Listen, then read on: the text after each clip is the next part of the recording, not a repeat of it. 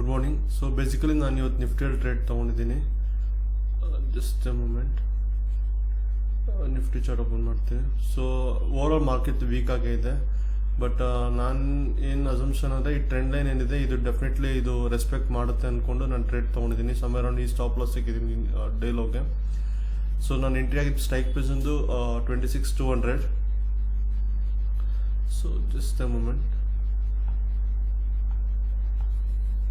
26,200 ನಾನು ಕಾಲ್ option monthly entry ಆಗಿದ್ದೀನಿ. So ನಂಗೆ ಮಾರ್ಕೆಟ್ ಬಿತ್ತು ವೀಕ್ ಇದೆ, ತುಂಬ ವಾಲೆಟೈಲ್ ಇದೆ, ಅದಕ್ಕೋಸ್ಕರ.